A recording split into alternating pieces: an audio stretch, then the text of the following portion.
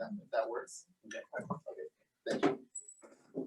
So the topic of active shooters, while more in the news at different times, is always kind of in the back of our mind, or my mind at least.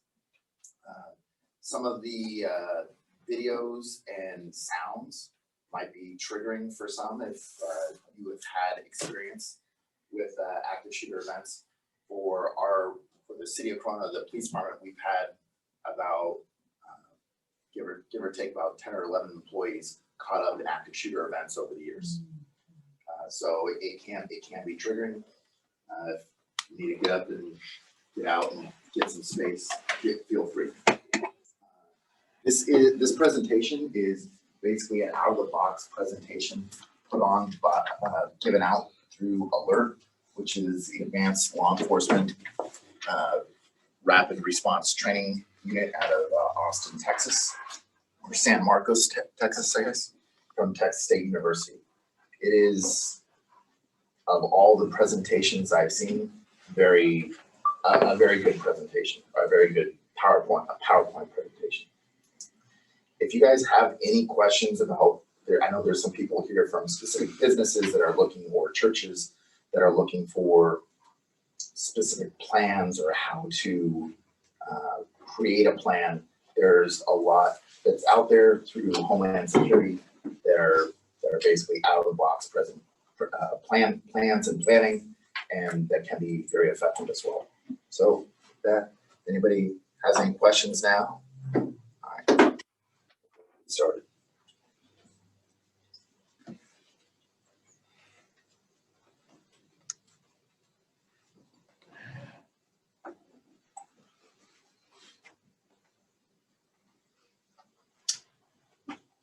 Of course, we check the 700.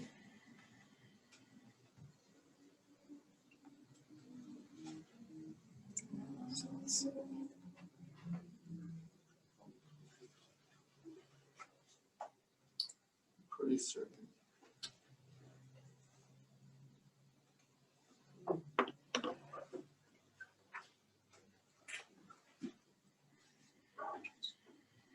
Never fails. It's here last week it worked fine.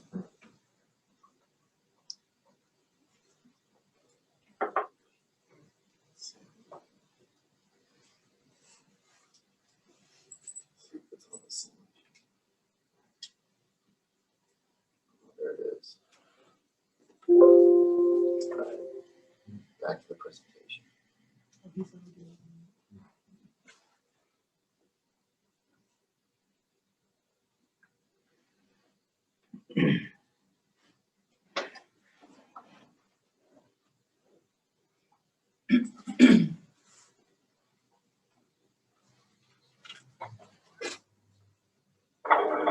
Jefferson County 911. Yes, I was at my high school. There was a student here with a gun. He was shot out of a window. And he was working. Yeah, she got shot. I just called my high school. I don't know what's in my shoulder. It was just so bad. Okay, is this an injured man? Okay. And the school was in a panic. And I was in my bed. I thought,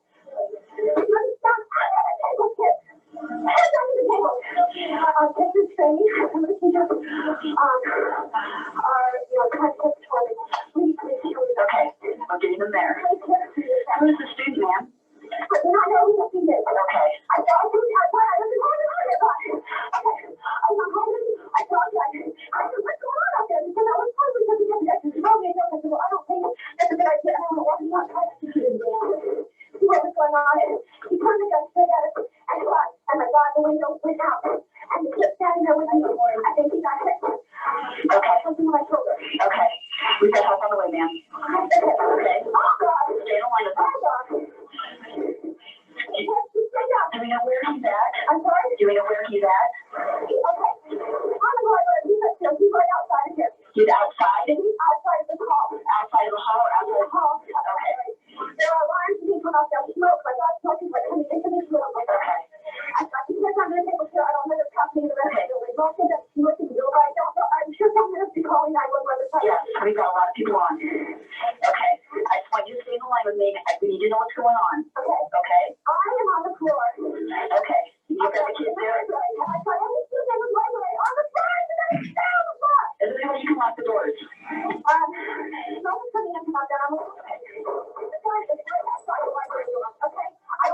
Okay, this is all my high school. I'm not pretty sure. Okay. I have to go to the door to shut down the door, okay? I've got to get on the floor. I got all the kids in my room. We have paramedics, we have fire, and we have police on route, okay, sir? Okay. Okay, yes. Just, I can't believe my what you just keep shooting and shooting. Okay. Okay, just try and keep the kids in the library calm. Yeah. Is there any way you can block the door so no one can get in? I do not. Okay. Yeah, I guess I can try to go, but I mean, I can try outside that door. I'm supposed to go to the desk. Okay. That's pretty good. I'm okay. Okay. That's okay. Okay. I go to the seat on the floor. I go to the desk. All the children are on the floor under the table.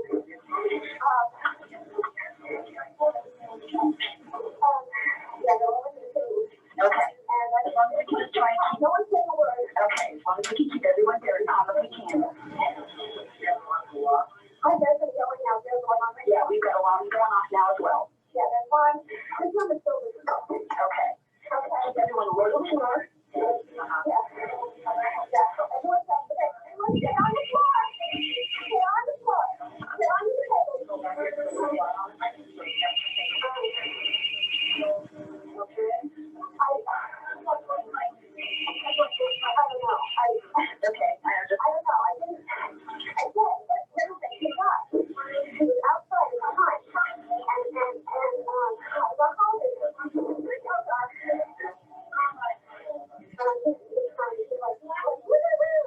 I know. Shut up. I do not know who the student was. I believe it was his friend glass. It was very large. He was out there. He looked like he was playing out shooting. I said, what is that? I said, the school is there. The kids got there. School is there. Right. And I said, well, that's not, like kids at a work. And I was going out there to say no. And I was walking. Oh my God, that was so close. Okay.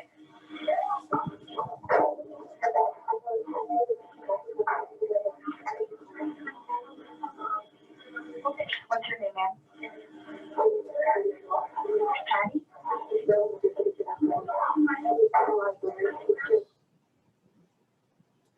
So that was Patty. You heard the dispatch. You heard the panic clearly in her voice. My personal feeling is I don't think she ever thought of what she would do before that day. Like there was a lot of panic and a lot of trying to understand, even in her call, trying to understand what was occurring. 10 of the 12 fatalities at Columbine happened in that library.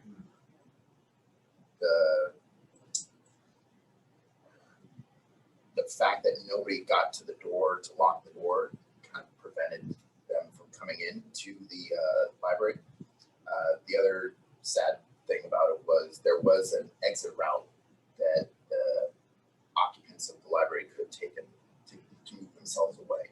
But Patty, not having thought about what to do in this situation, went to the one thing that she thought of, which was get under the tables.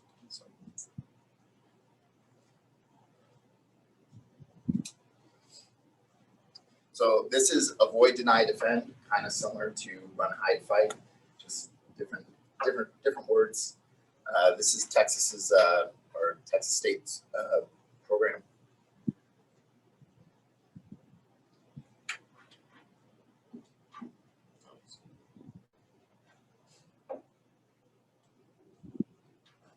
So this video is what's created with Walmart. I don't know if we still have it attached.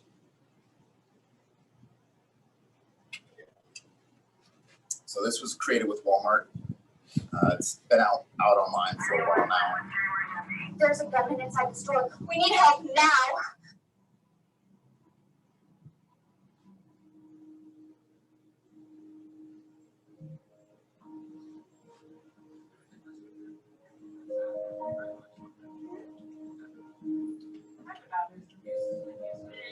What's going to be the solution by the time you are thinking? Appreciate it. Actually, we got to know what's that trying to figure out what it is.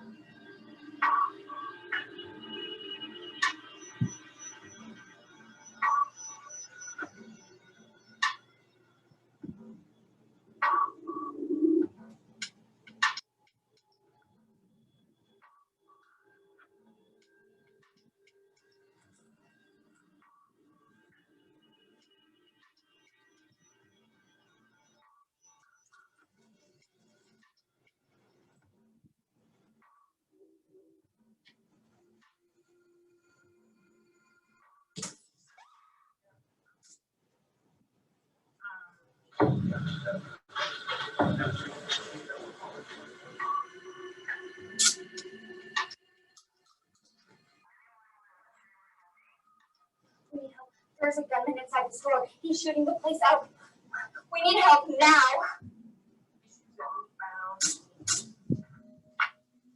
Okay, Emily, see what that is. See what's going on.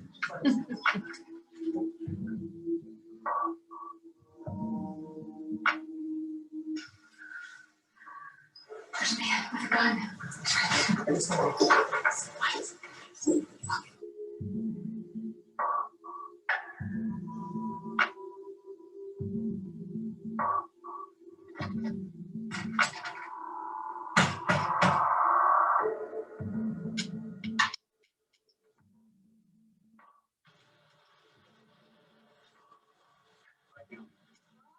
You go, you're safe for that. This guy's gone shooting. Look, no, look.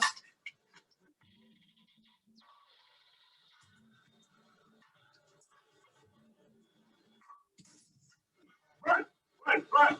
To the right. Dock. Come on, this way.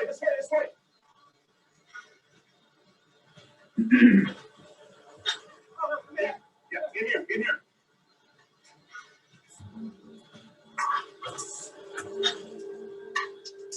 The gunman's coming. We're gonna have to defend ourselves. I can't do this.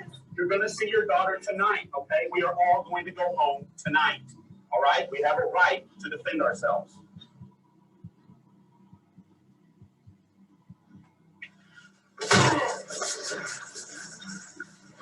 Get the gun! Hey! Over there!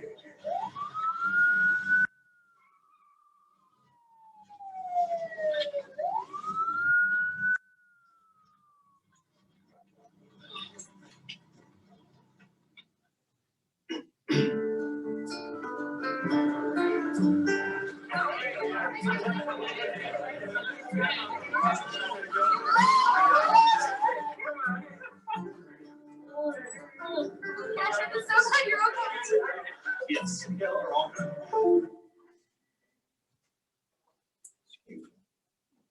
Everybody's going home.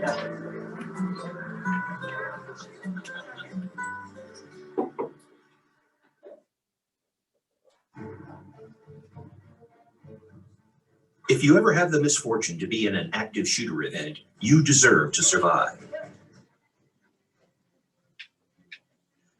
In our research, we have found that the actions that potential victims take during these events are critical to their survival. We have identified 3 options that have proven effective in many events. These are: avoid the attacker, deny the attacker access to your area, defend yourself. It is a personal decision, but you have a right to do so.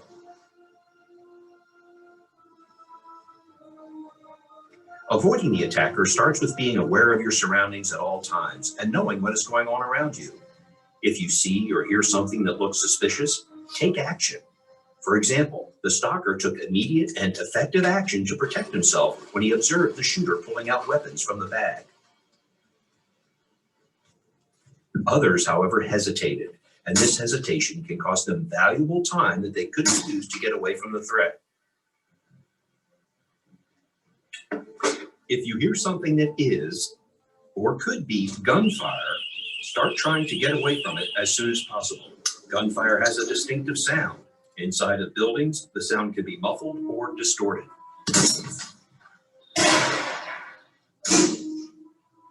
A single loud bang could be a person dropping something. or even thunder. But repeated loud bangs are much more likely to be gunfire.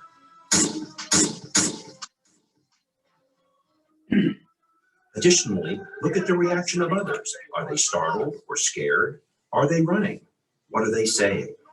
Any one of these events individually may create denial, but when put together, should create a heightened awareness and stimulate an immediate response. It is important that you know how to get out. The situation will be chaotic and rapidly changing. In general, you will want to go to the nearest exit. But you must also understand that the closest exit may not be accessible or safe to use. If this is the case, go to a different exit. While avoiding the threat, consider the uses of cover and concealment. Cover offers protection from gunfire, while concealment minimizes your exposure to the attacker. Try to keep objects between you and the attacker.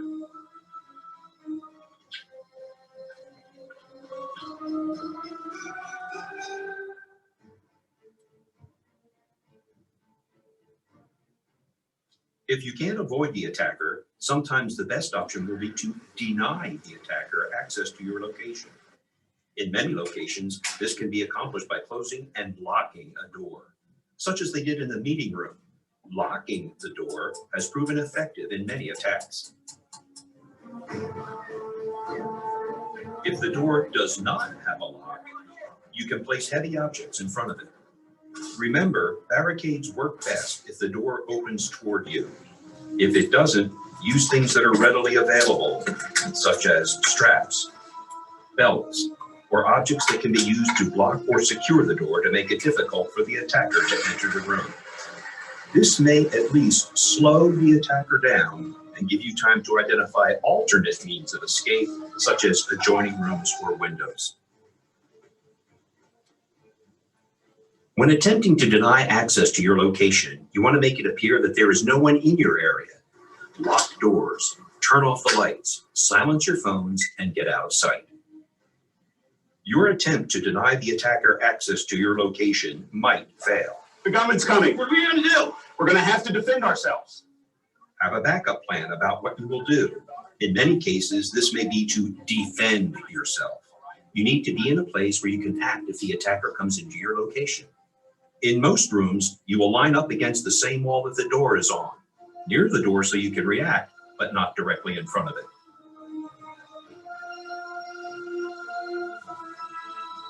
If you are unable to avoid or deny, your best option may be to defend yourself by using whatever is available. In a situation where someone is attempting to kill you, you have the legal right to defend yourself. Attack weak spots such as eyes, throat, and groin. Fight to the best of your ability and do not quit until the attacker is stopped. This is what the workers in the warehouse did when they were unable to avoid the attacker and felt their lives were in immediate danger.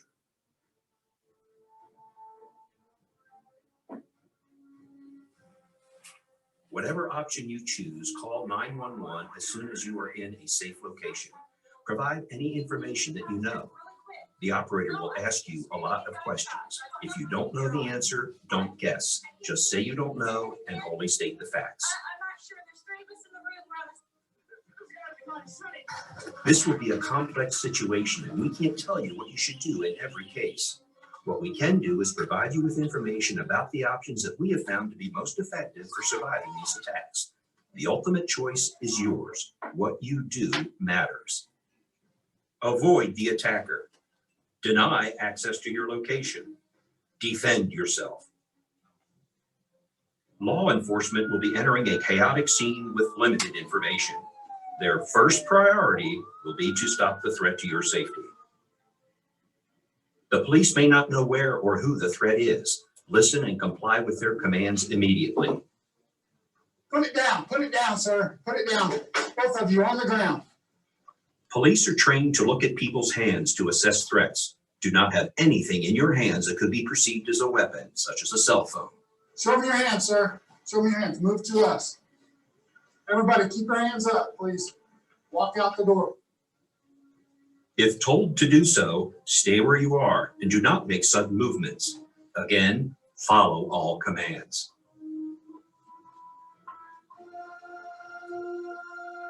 Remember, what you do matters. Avoid the attacker.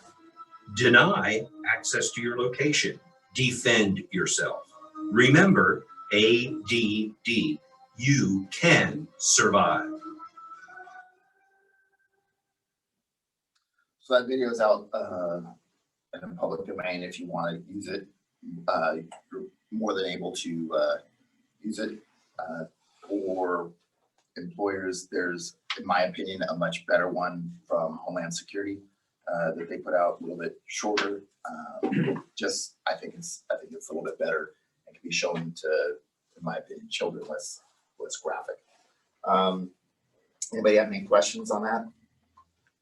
Unfortunately, there's no light switch solutions when it comes to this, kind of like the homeless. Like, there's no light switch solution that we're gonna have.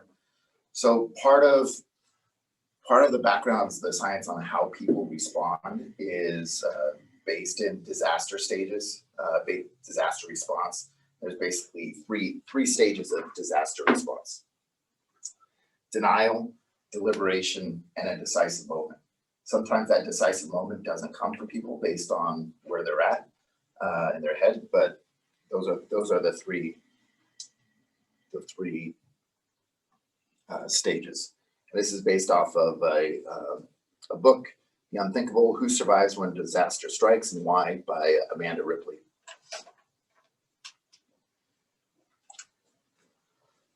So most people, when they're in a disaster, their inability to recognize the disaster that's occurring in front of them, that isn't occurring, that they don't recognize it, and it happens in all sorts of disasters. Like there was a video, and part of the book goes into the tsunami that occurred, I believe, in Indonesia, and it goes through what different responses were to what was clearly a tsunami, but they just denied it. So it's definitely interesting. It's a good book to read, but it's just part of our human nature. We are the only animal that will deny danger when we see it and allow ourselves to stay in danger. So this next video is a video on social proof. Basically, it shows how one person can change the behavior of those around them within the group. Place like this street in New York City, if you were unfortunate enough to be the victim of a crime or taken ill unexpectedly, you might think that surrounded by all these people, someone would intervene. After all, isn't there safety in numbers? Psychologists say no. Research suggests that often a victim is less likely to receive assistance when surrounded by a group rather than a single bystander. When people are in a crowd, it's easier to pass the buck. It's what psychologists call the diffusion of responsibility. Liverpool Street Station in London, a busy thoroughfare for commuters. Unknown to these passersby, Peter is an actor. As part of an experiment on bystander apathy, he's pretending to be ill. How long before he gets help?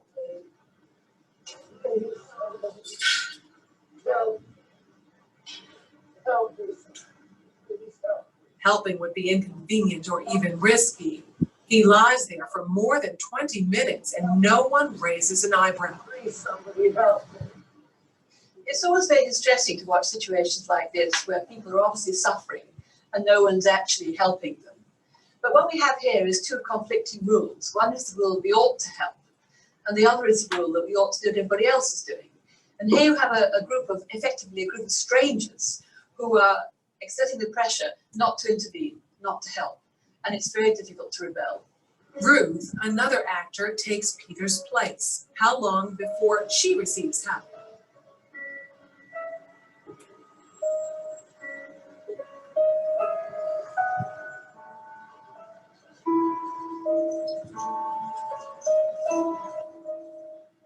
4 minutes later, and 34 people have passed without stopping.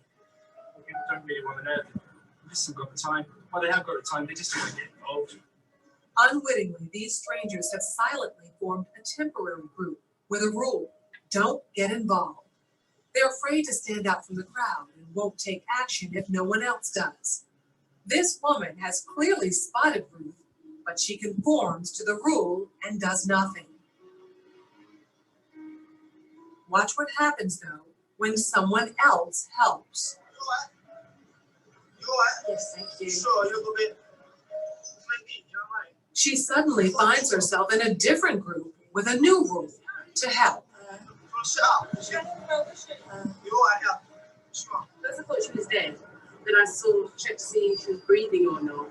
And I looked around and I couldn't believe that no one had noticed it, because there was a bloke sat there just absorbed in reading a newspaper. This time, Peter's dressed as a respectable gentleman. Now that his dress is in keeping with those around him, how long before he's rescued? Hello, sir. How are you today? 6 seconds. She even calls him sir, and suddenly everyone's a good Samaritan. Do you suffer from epilepsy?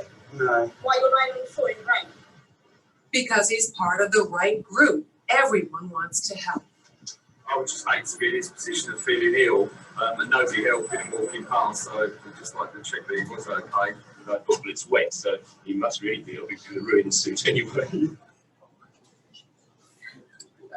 of an interesting, old video, but from my experience, that's true. People will conform to groups, and the groups can be short in duration.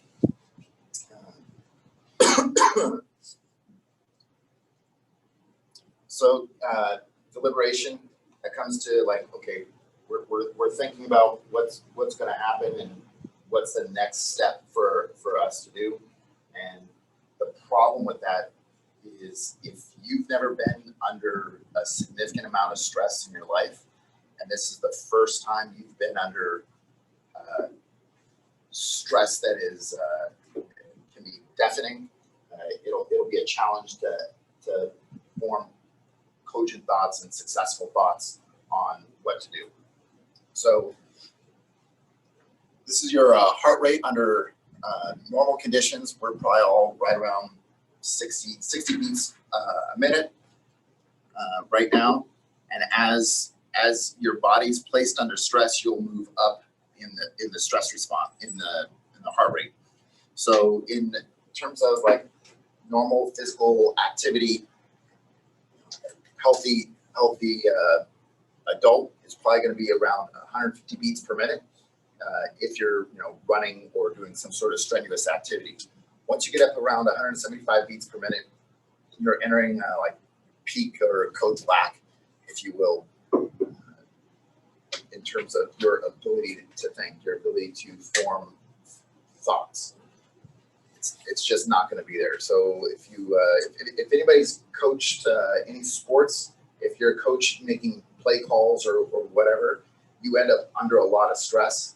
I coach my kids' flag football team, and it never fails. My heartbeat is anywhere between 120 to 170 beats per minute throughout the entire game. It's crazy. I'm just standing there on the side of the field calling plays, but I'm currently undergoing stress, and where my heart rate is going to have a direct effect on how effective my play calling is. So it's kind of similar, but you don't want to be up in that 175 or above, because that's where you're not going to be able to be effective. And so the other thing that occurs is, as you move up, you start losing some abilities like fine motor skills. So if you look at videos of police shootings, you'll see when officers go under a significant amount of stress, sometimes they will lose the ability to physically walk, because walking is a fine motor skill. So you will see people hop. You will see them hopping because that's a gross motor skill. And it just can show how stress can affect the body in ways that will make it hard for you to open a door. Just simple, easy things. So When it comes to deliberation, the human brain is reflective. It's a thinking brain. It's flexible. It's rational and slow. But we also have another brain inside of us, our lizard brain, and that brain is not rational. It's fixed. It's reactive. And it's emotional, it's fast, it just happens. And sometimes when people get into arguments, it'll never fail, especially when they're in emotional arguments, when there's charged emotion with your partner, sometimes that lizard brain will come out and you're just reacting and you're not thinking. And I always tell all my friends, you always want to remain in the thinking brain, keep your mouth shut. Yeah, I think you identified me pretty good right there. So when it comes to lizard brain, it's fight, flight, or freeze, and this is hardwired into us for us to survive. It's been very successful, but it can also cause issues. So when outside of active shooter, when it comes to fear, men and women have completely different experiences with fear. I'm generally afraid only when I'm working. My wife is afraid all sorts of times where I'm not. So men and women have different experiences with fear, and that fear has an effect on the response, especially with fight or flight. And then freeze, and people can get stuck in freeze depending on how they deal with fear. So under stress, your cognitive ability is going to slow. So that's why we always try and say have a pre-planned exit route, have a pre-planned strategy for how you're going to survive. And one of the things that Bobby did right when he came in was like there's an exit route right here, but there's stairs. All right, that's good because I've already said, well, I'm right here. Now, if I wasn't in uniform and I wasn't working, I'd probably, something bad happened, I'd probably run right up those stairs and jump in my car and drive away. But that's not what I get to do today for the next 12 hours, right? I have to go to the danger. So having that pre-plan is very, very important about what you would do if. Now, given that I've only been here 2 times, I don't really know where my exits are. I can look to the ceiling and know where the lighted exits are, and that might get me there, but I don't know if I'm going to end up to a door where it's locked, right? I don't know that. So one of the things we always suggest to businesses is when you do a fire drill, the most important thing you can do is force people not to come in or out through a door that they normally come in and out of. Most companies have entry points because it's easy to control, access to. People come in through that door, but then when they do the drills, they're like, oh, okay, everybody goes out through that door. And this next slide and video is gonna demonstrate that. So deliberation. So this is the Station nightclub fire. There's a bunch of exits all throughout here. There's exits here, and then one up by the stage. And then this is the main entrance. Basically, everybody came in through the main entrance. So in their lizard brain, that's where I gotta go to get out.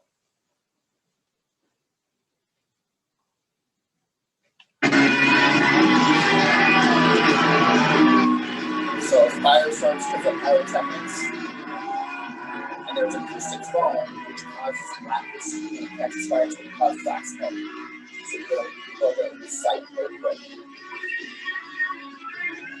Fire starts.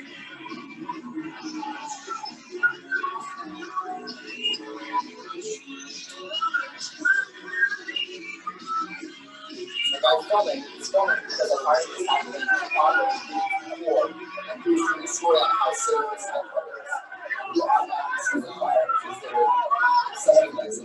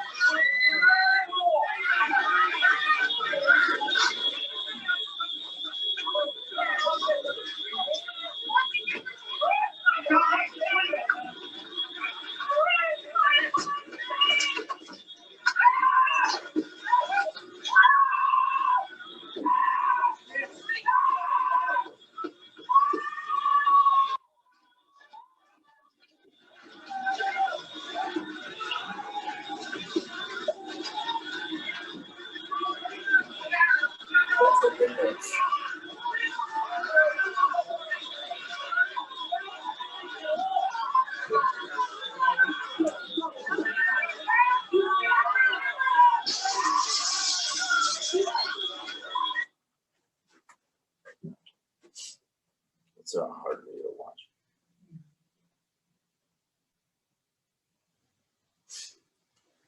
So this is basically where people died at. You can see the majority of people died right around the entrance. And that's because that's where their lizard brain took them when the panic hit. Are those numbers the quantity of people that died? Yes, and their location. So you could see where 3 people died here, one in the kitchen, one this like bar area, and they had exits right here.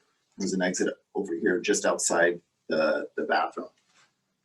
So it's really important that you know where your exits are whenever you're in a building. The benefit of modern construction is it's really hard for things to burn down now, right? We really don't have to live in fear of fire like we once did, especially when it comes to when we're inside buildings.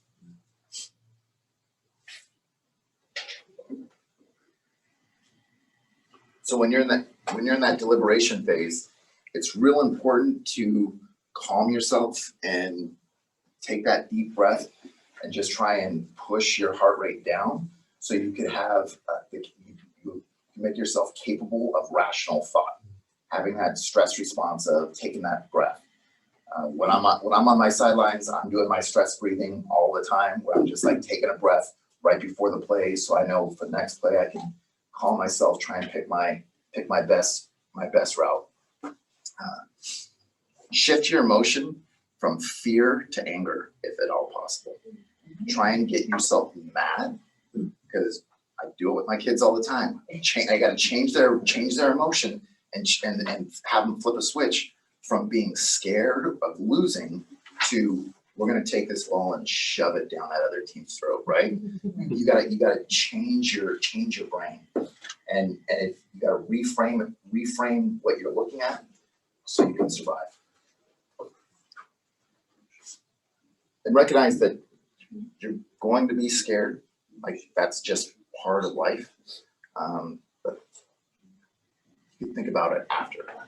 The other thing is always staying fit. Like as we get older, we tend to accept ourselves as being less fit, but it's really important for long-term health, just in general, that we stay fit. And if you're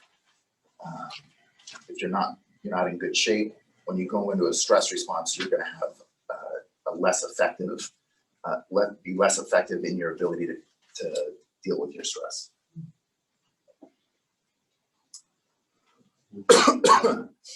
So generally, your brain will shut down when it comes under stress. That's why having a script or a practice is so effective. Like why do we script our fire drills? Why do we script everything? Because we're like, well, this is our plan, and if we just practice it once or twice, it's in your brain somewhere. So there's several entrances and exits at the Cornwall Police Department, and I've gone in and out of every single one. I've gone out our roof. I've looked at our roof and like, how do I get to our roof, and how do I get off our roof if I can't go back through the building? Like, what are my options? Especially, and it's important for you to go through those options in a building that you're in all the time. So it's important.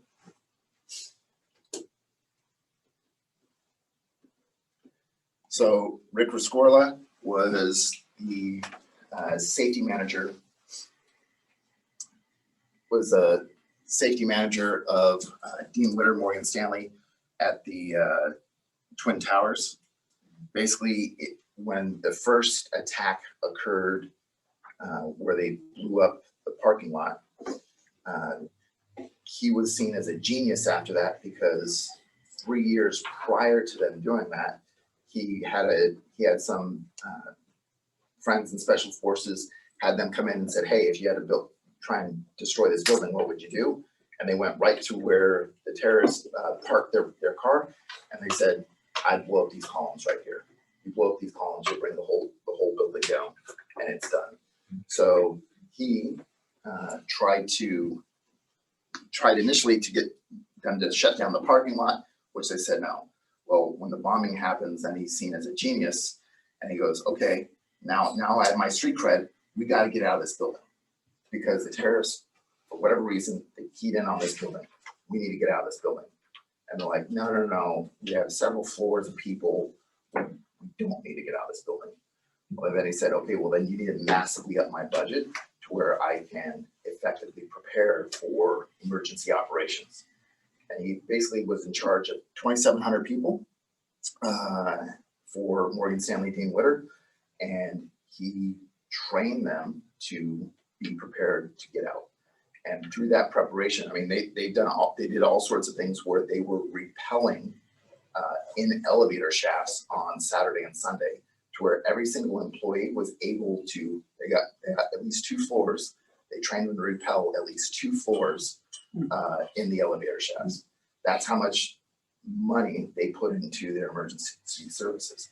He was last seen going back in the building after he got every single one of his employees out with his security team. So that guy lived a filled life. He was originally in the British military and came to America and said, I want to do it right. Joined the U.S. military, and there was a movie called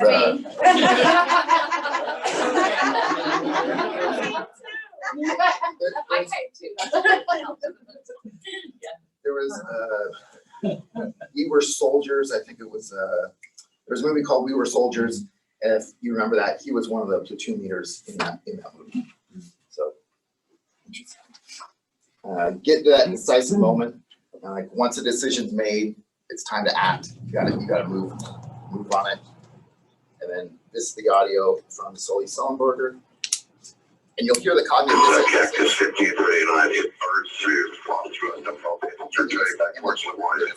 Okay, you need to return turn left heading up 220. Stop your departure, got emergency returning.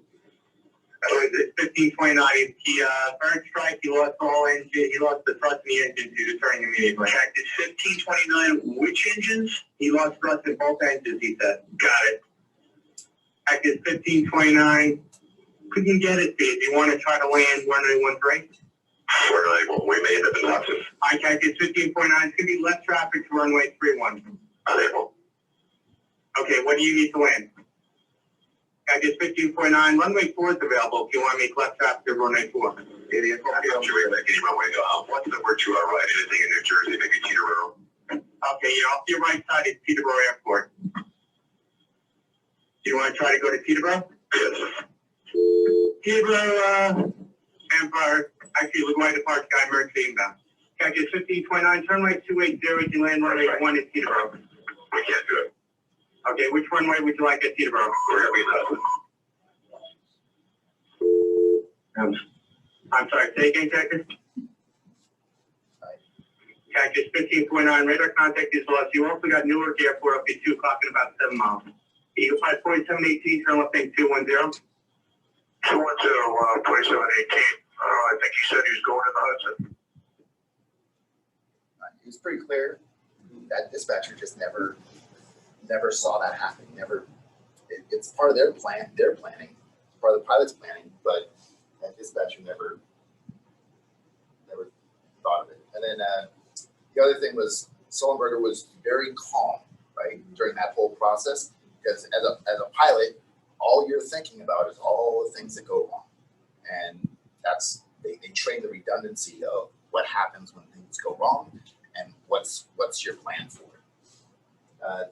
So back when we used to have a helicopter, we had a trained flight. The TFOs, the trained flight officers, go through a whole bunch of training as well. One of the interesting things that they told me about it was that the plane's made to go into the water, and they have a button that they're supposed to hit once they hit the water that allows it to stay afloat. That's the one thing they failed to do. Like everything else, I guess, was perfect. It's just they didn't push that button, so it ended up sinking. I guess a little while later, but it's just interesting. Like, yeah, it's like you never practiced pushing that button, so that's like the one thing that they didn't do.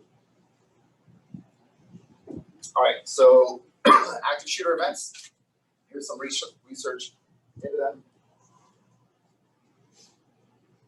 So active shooter event is basically the attempted mass murder of multiple people.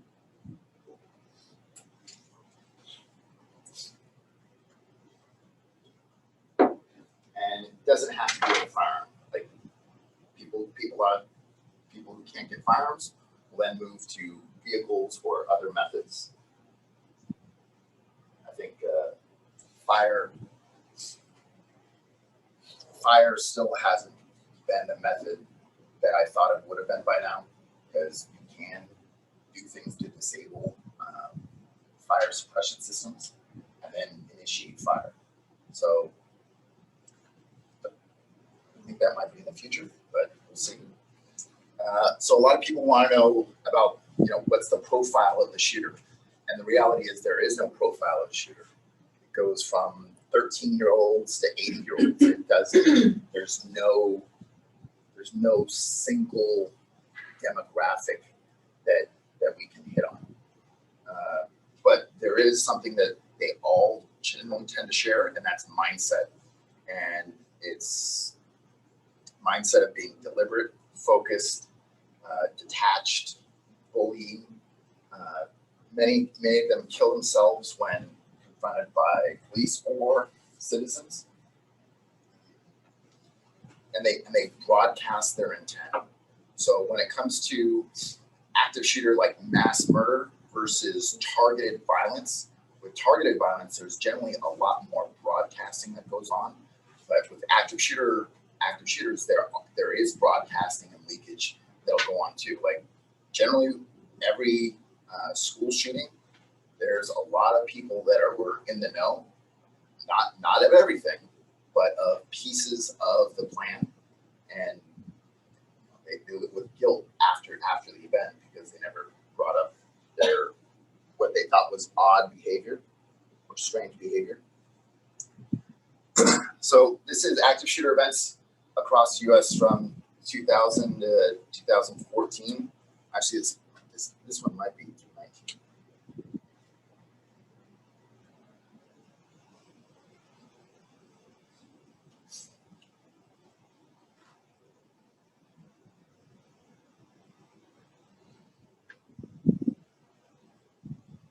You will notice that shootings occur where people are.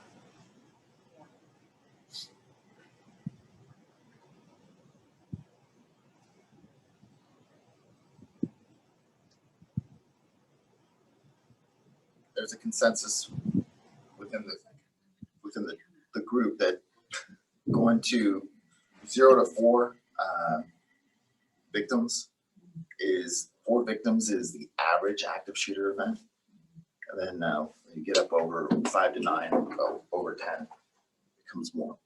Sergeant, before you go further, so there's a couple of states that have no shooters. What are their gun policies and carrying weapons? So like Montana. Yeah, like Montana, Wyoming, North and South Dakota, like very sparsely populated. Their gun laws are generally 2A states where Second Amendment, pro Second Amendment populations live, but that's generally because they're by themselves. They don't have the ability to reach out and touch people like we do in cities and more urban environments.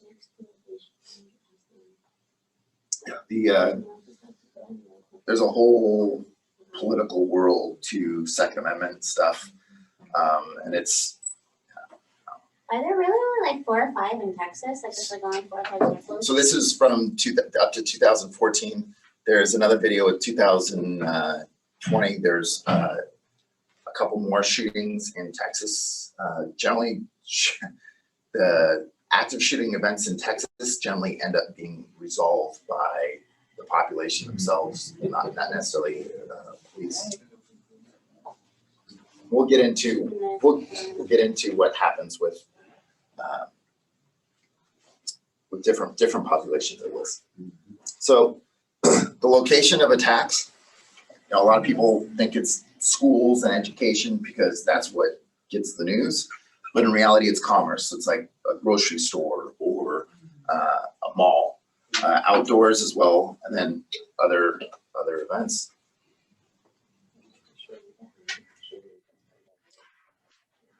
So shooter connection is the other thing. Generally, it's about 50-50. It's no connection. However, if you are a employer and you are not open to the public, it's almost, if you have an active shooter event at your place of employment, it's 98% have a connection somehow. And a lot of those connections basically are spouses having extramarital affairs and having relationships, or it's a grievance-based employee who's being terminated and is coming back for revenge. So those are generally the two scenarios that play out.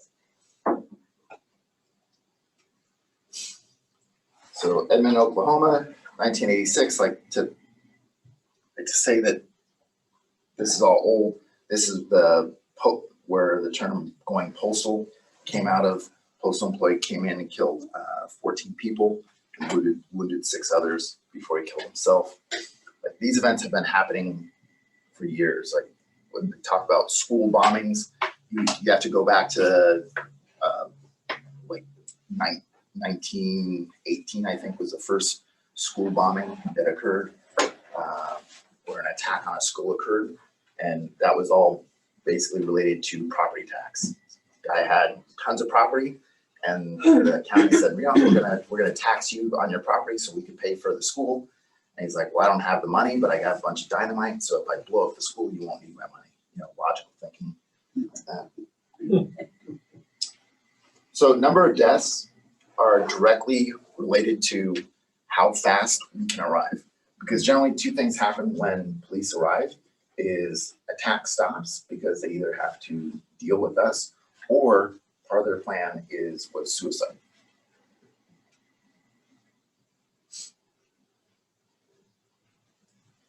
And then the number of deaths basically is target availability. How many targets are available?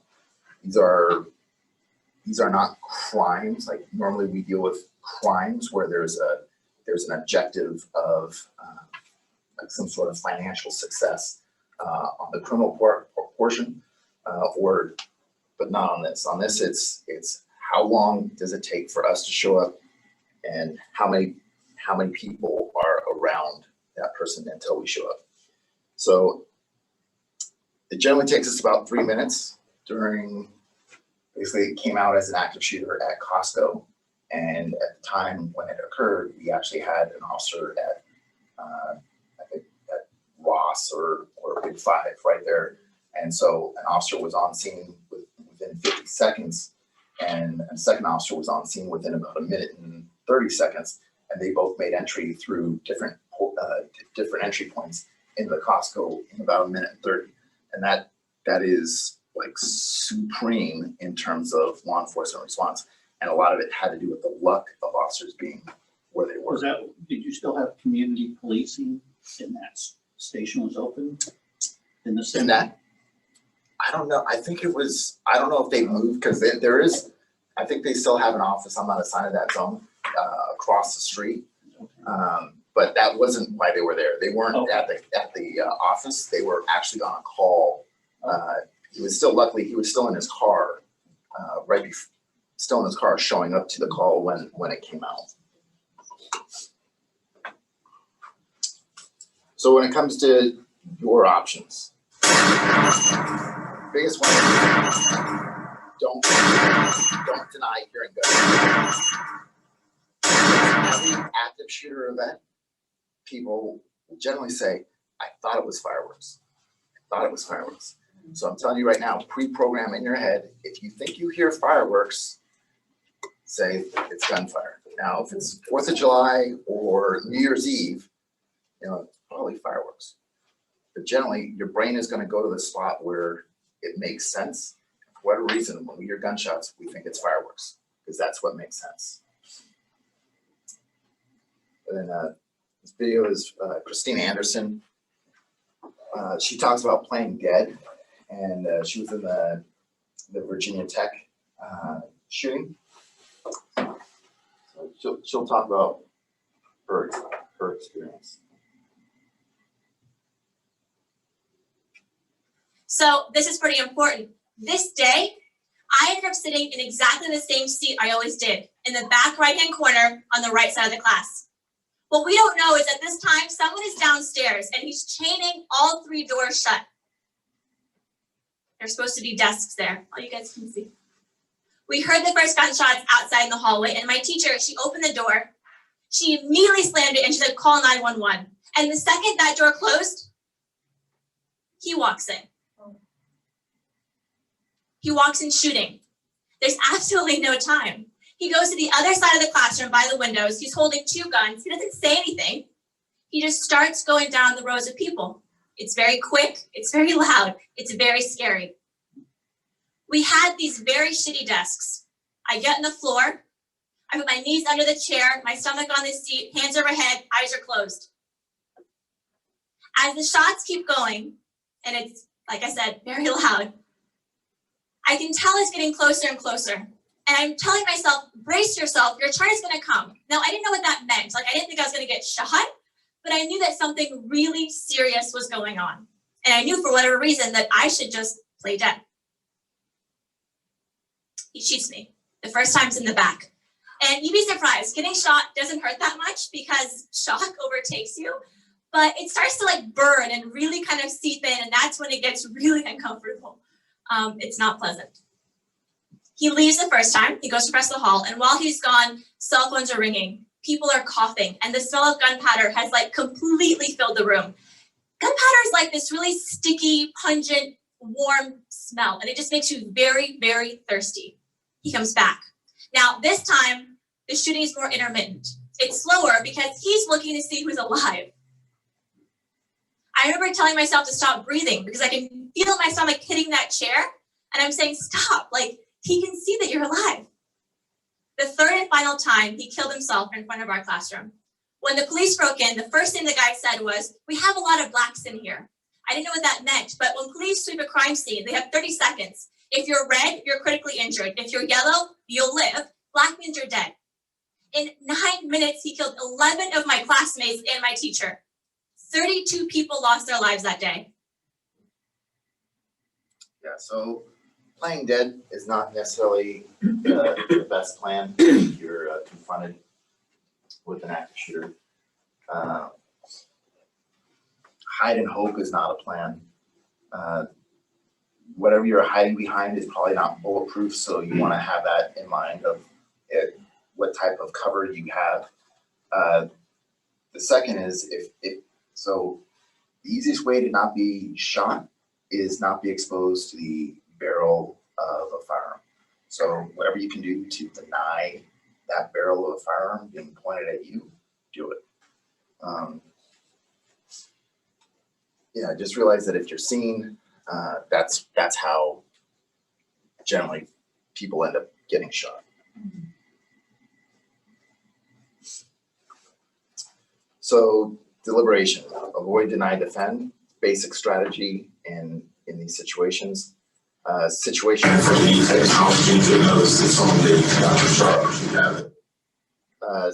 awareness. This is the school board meeting in Panama City. Basically, a school bus driver was let go because of budgeting reasons, and her husband comes in. He's grieved over this incident, and you're going to see behavior that is abnormal and odd. And abnormal, odd behavior, listen to it. Listen to your intuition. Abnormal behavior, don't deny what's occurring. So.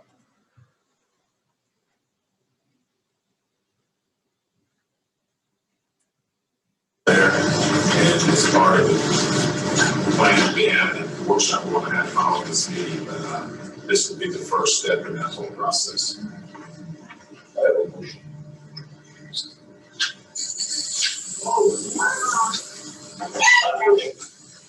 Everybody in this room.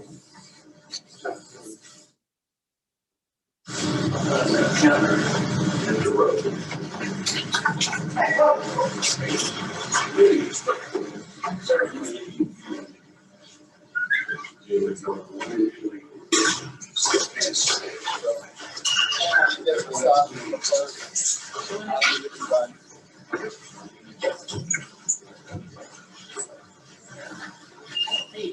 sir. John's just going to talk. He's talking. John, go ahead.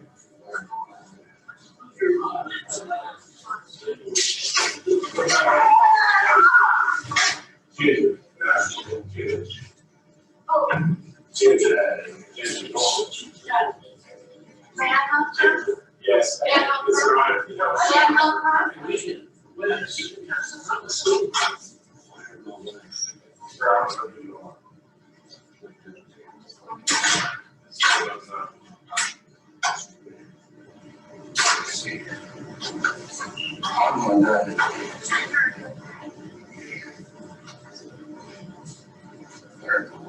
Can we talk for a minute?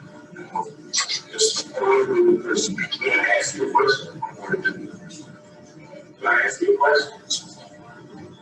Because I really don't know who you're talking about, to be very honest with you. I have no idea. She was fired. I believe that when she said that, but what did she do? Mike, can you just talk to us a little bit? Where does he work at school? This guy needs to come. No, he's saying, boy, good morning. I'm school safety officer. Come on in. You got a reel down there? Come on in. We're gonna wait, man. He probably doesn't even have it.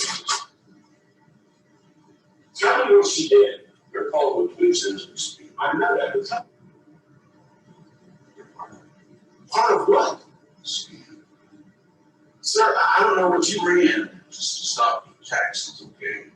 You said we don't need no taxes. No, it's plenty of money. Then as soon as you got the school system, then you turned around and said, oh, now we just have success tax again. I said we needed to have success tax from the very beginning.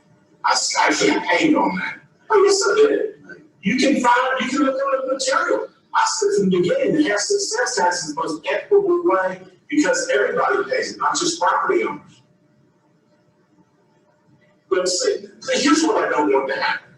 I don't want anybody to, just listen to me for a minute. I don't want anybody to get hurt. And I've got a feeling that what you want is the cops come in and kill you because you're mad, because you see you're going to die today. But why? This isn't worth it. This is a problem.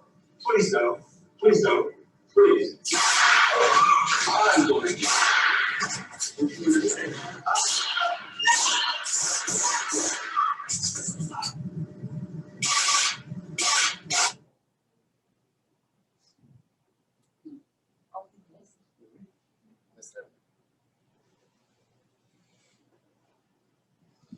So pay attention to your situation. Somebody starts spray painting a big V for vendetta or odd behavior. Just pay attention. It's shocking how many times victims of crime see the warning sign before and then continue on their path and then become victims. So just get out of the situation. Know your exits. Call 911 when safe. So think about. Christina said basically the teacher said, go call 911. Basically, but failed to lock the door, secure the room. Calling 911.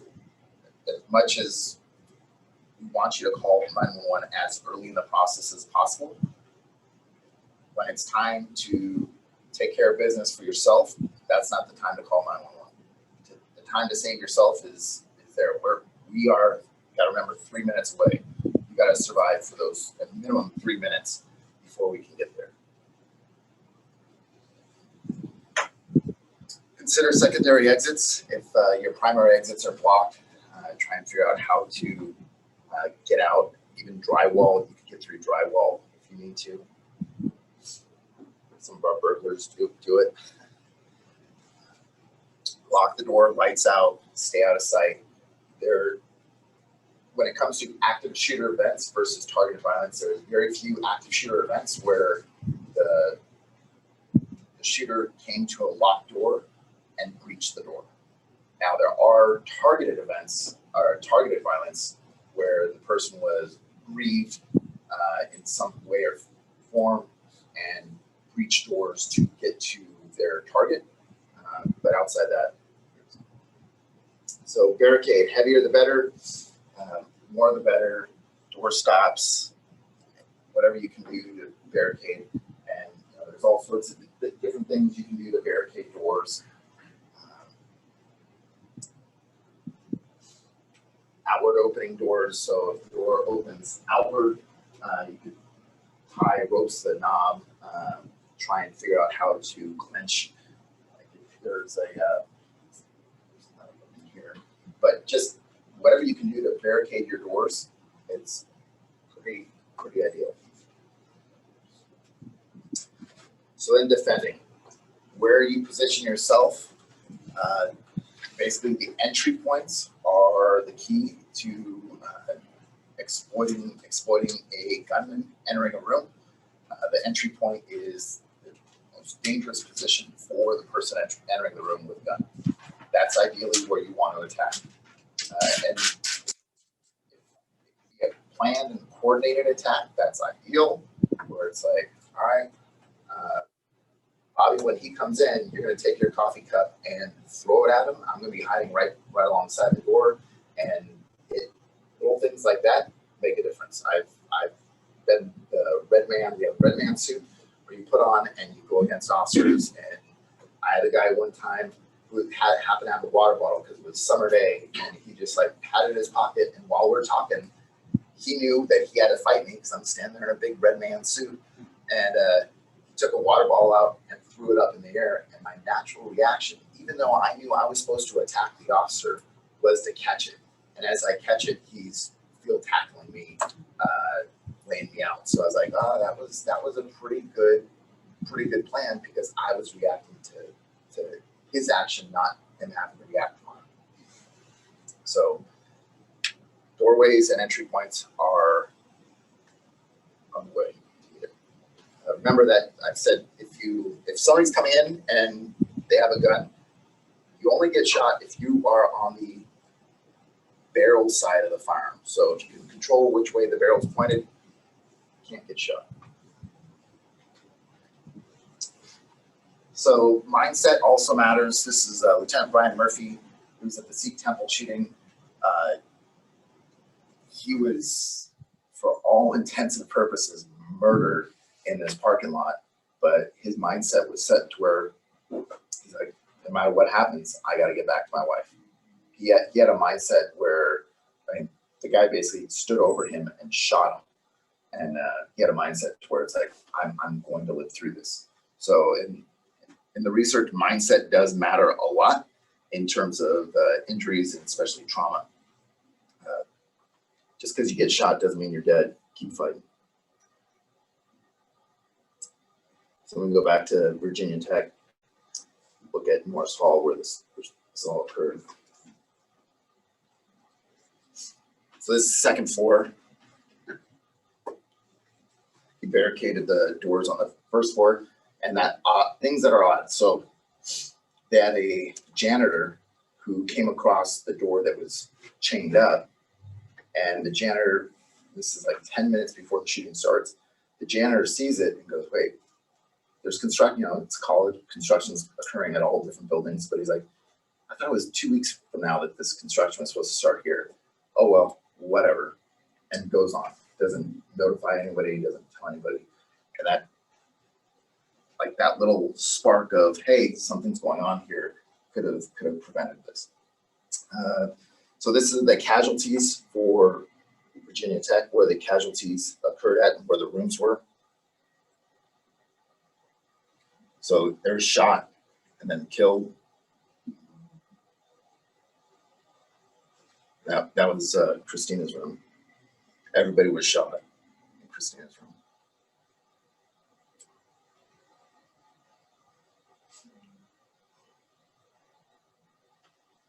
And then in 205 was 204. 204 was Luchescu, the professor, and he survived the Holocaust. So as soon as he heard the shots, he's already been through that show. He went to the door, barricaded the door. The shooter shot through the door, and he ended up killing the professor. The professor had kids jump out the window from the second story to get out.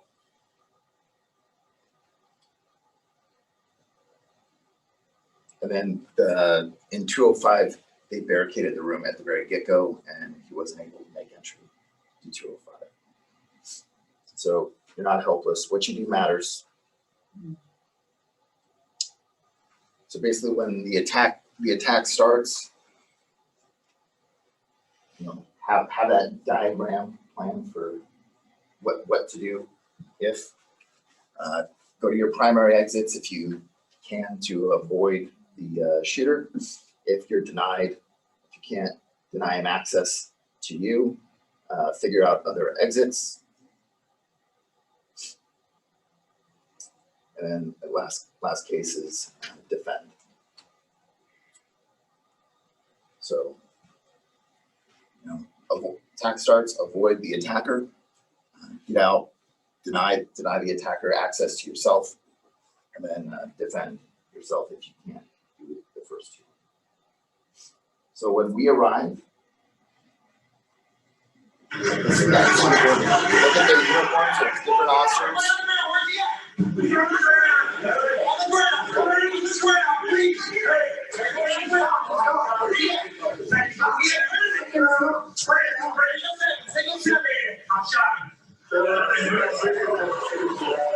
Anybody else injured?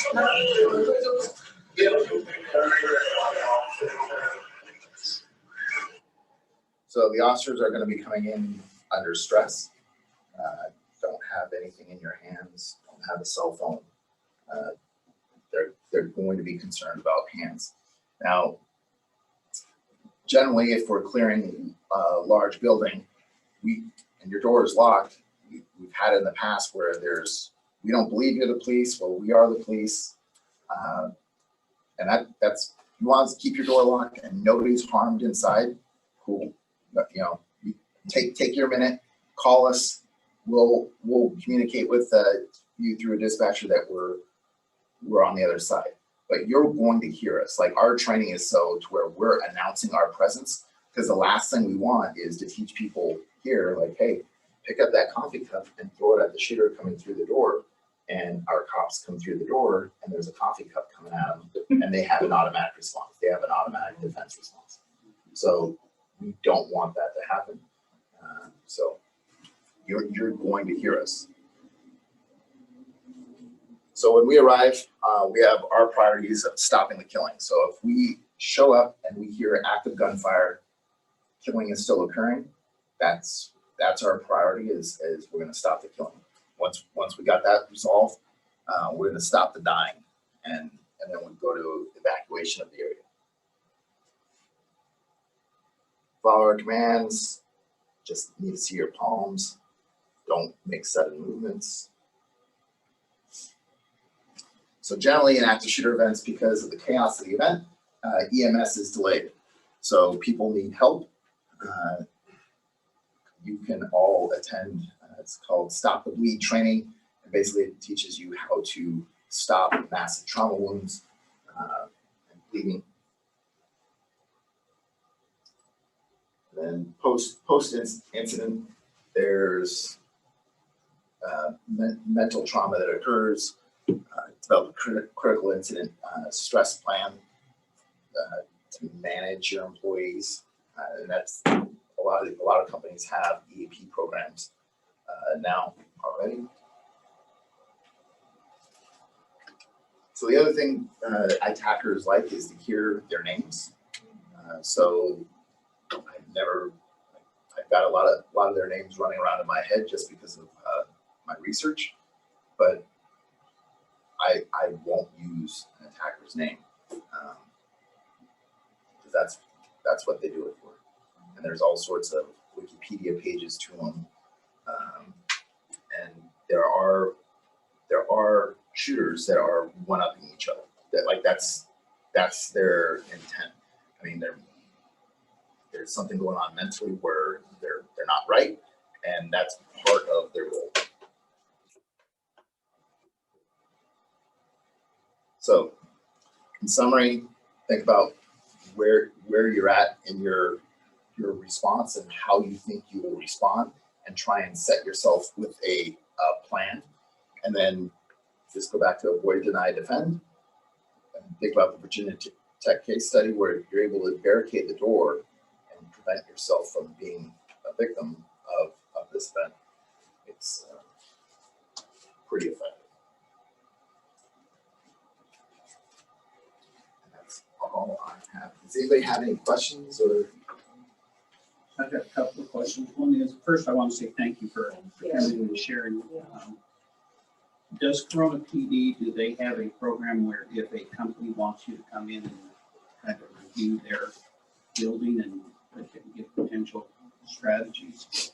Is that anything that we can do to outreach to you guys? So there's no real strategy. There is no light switch solution. We don't go on site and provide recommendations of any sort. What we've been allowed to do is give this presentation one time. Like that's about the extent of what we can do.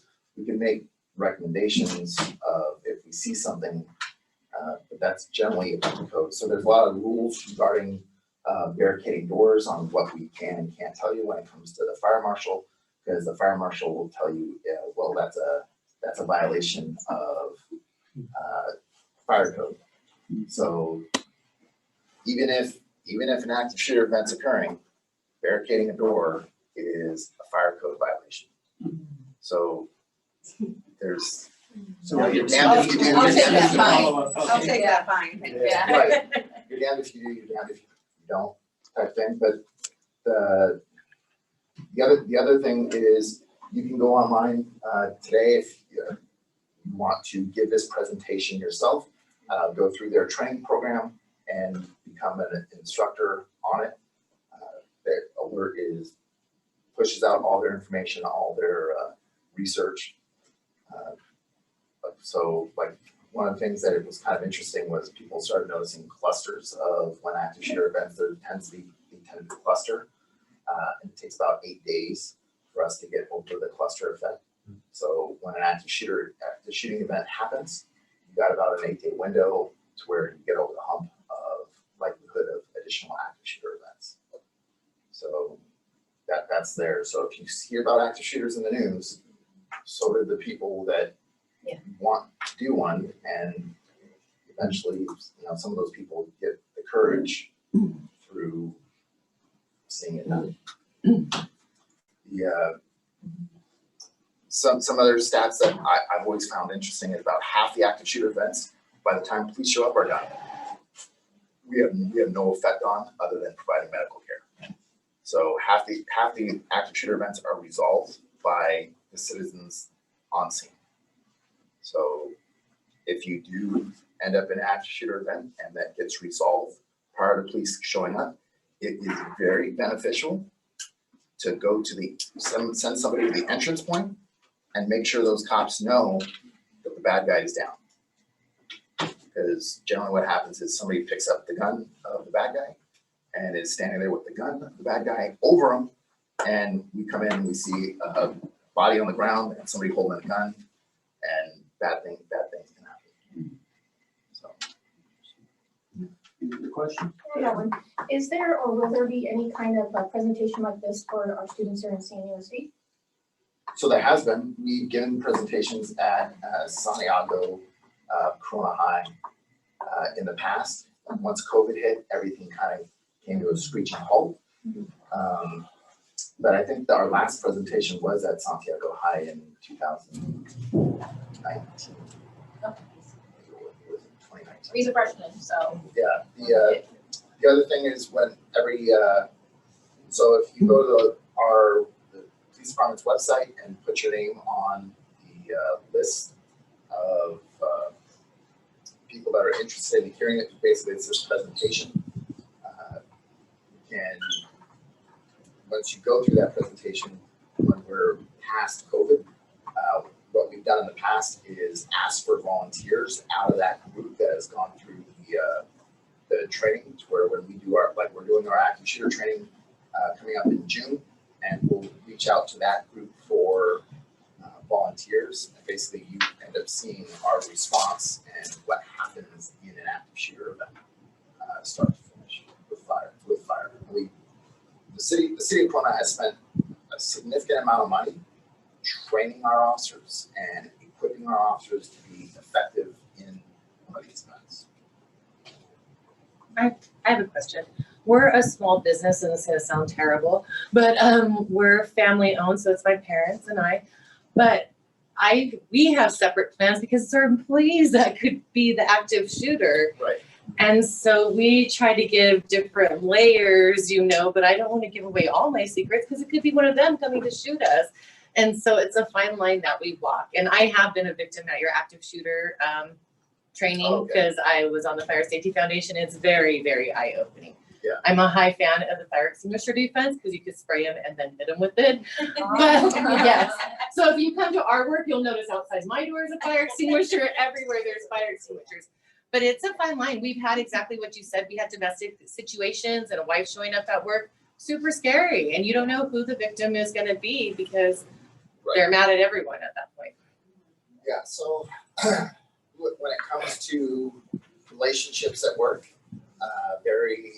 very touchy subject, and can be generally that's the danger zone.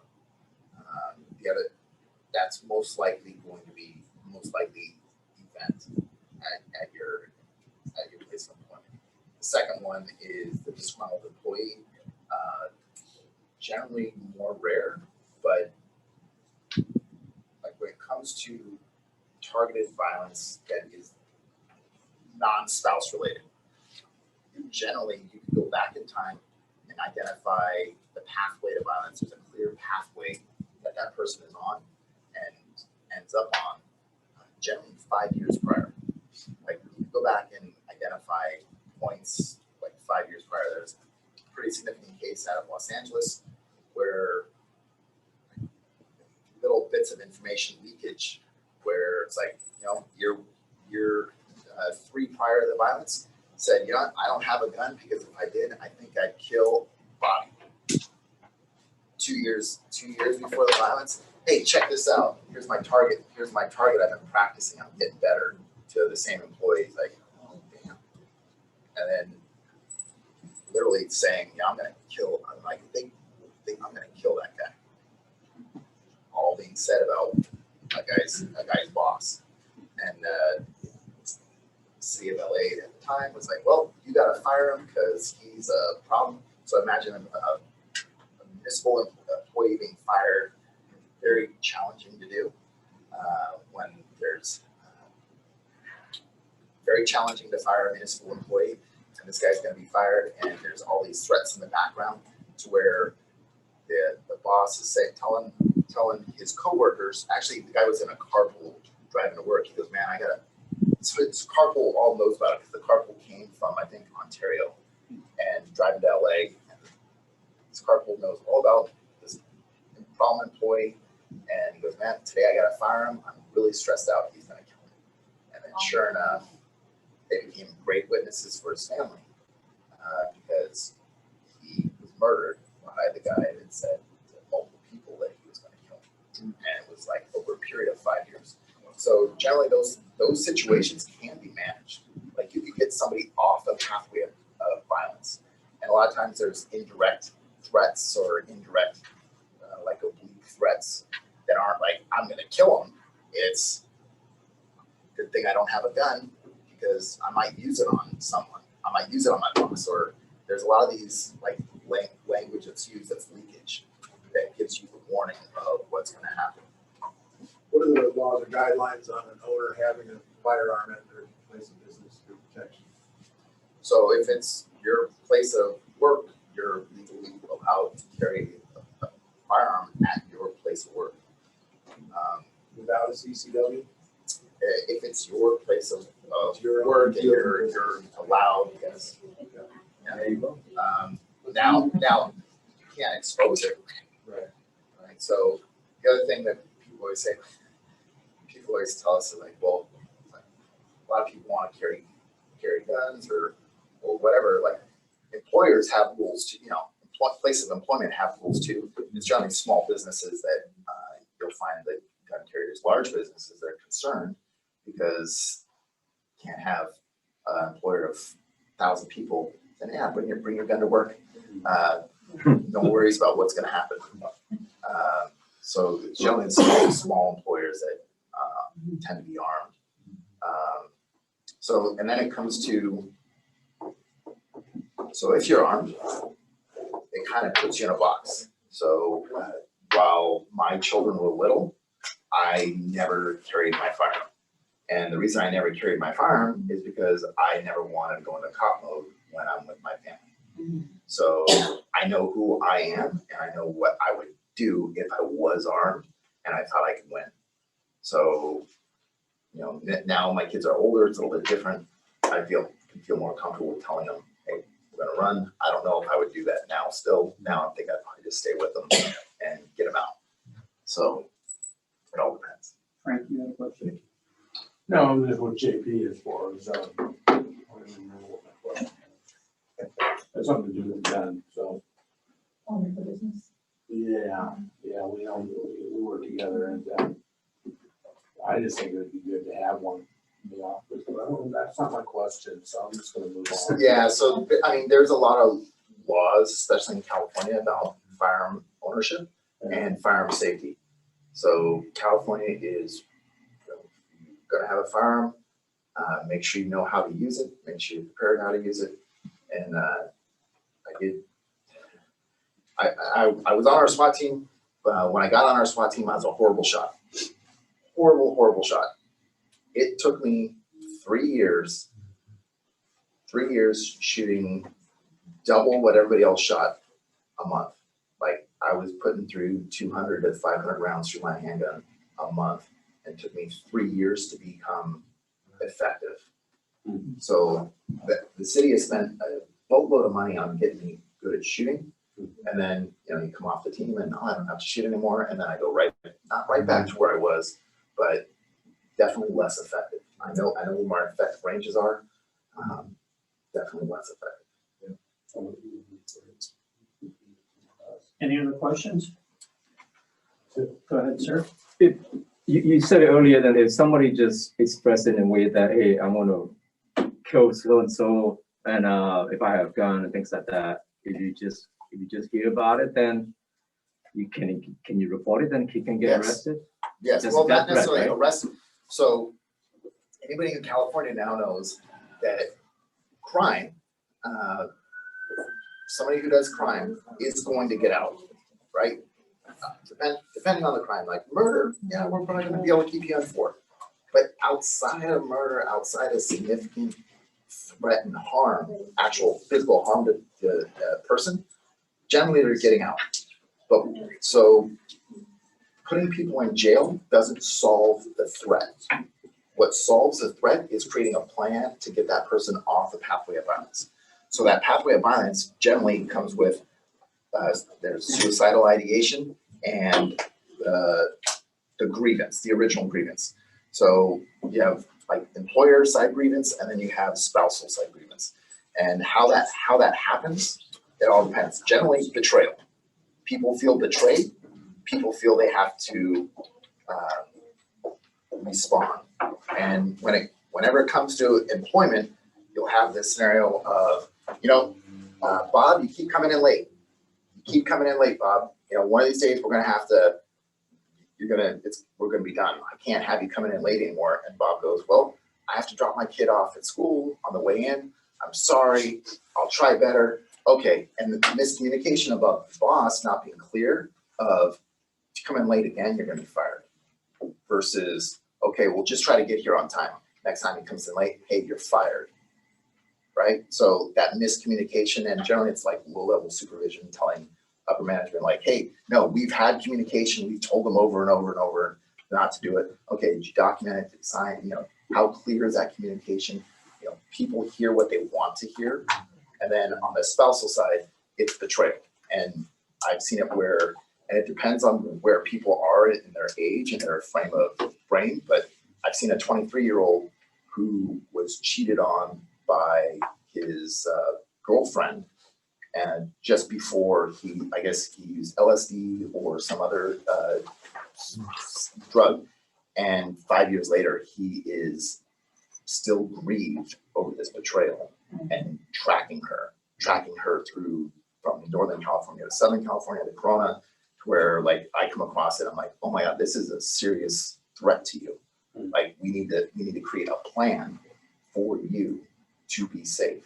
Like how did he find you? We need to move you because there is a clear threat to your life. And that is, there's two different sides of it. There's making the target harder and then making the suspect softer, or the potential person who's going to cause a harm, getting them off. Like how do we get that person off that pathway to violence? And when it comes to employers, I would just say clear communication of performance. People always think they're doing a great job, and employers, when they communicate to their employees that they're not doing a great job, could probably be clear, could probably be better in that communication of performance, of where their performance is. Because when termination comes, or that's generally where you get the targeted violence, and they'll identify one individual person as the reason. So that way, generally it's all small business, but if you have large employers, that's why you move somebody from one supervisor after they have enough issues with them. All right, let's move them to somewhere else, see if it's a supervisor personality thing or an individual thing. Okay, now it's an individual thing, but that employee believes that supervisor is still dictating employment decisions over them. That's where the grievance can occur. I want to thank all of you for being here today. Let's get started with present the coin to the sergeant, and then also each of you will be getting one of these challenge coins. Each year we have a different theme. Our chair gets to pick the theme, and her theme this year is creating jobs and building a stronger community. And I think it's appropriate, but I'll let you. Thank you so much, Sergeant. We let a lot of people go. I own a staffing company, and that's one of the things we train ourselves on, is doing it with respect so that we don't antagonize people. It's funny, and I should say to them, I've actually been shot at, but it happened in England, and it was, I was 15 years old, it was 1980, and it reminds me, because we're getting more hate crimes, but it was a racist at a top floor of a tower block. And my mom and I and siblings were walking to our temple, a Sikh temple, and we were in traditional clothes, and we didn't know where it was coming from. She got hit in the thigh, and luckily, because England has very, as a political issue, very strong gun laws, it was an air pellet or a hunting gun or whatever, so she wasn't seriously injured, but we didn't know what to do or where it was coming from, and the police were great, but I think that's some of the shooting. Obviously in Vegas, that's kind of what happened too. Right. But I appreciate everything you said today. And I think our main thing is to prevent people from getting to that state, right, or being able to see the warning signs. Right. So if we can do that in our day-to-day life, that would, takes us a long way. Thank you. And I've said too much, Bobby's going to kill me. But thank you. Please remember, you can take your newspaper there. In front of you is a sheet of all the different upcoming events. This Friday is a great event with our 3 different candidates running for that new assembly district. If you have any questions, please see me. If you're not a member of the chamber yet, please see Robert in back. He can assist you in going through all the benefits. And if you've got questions,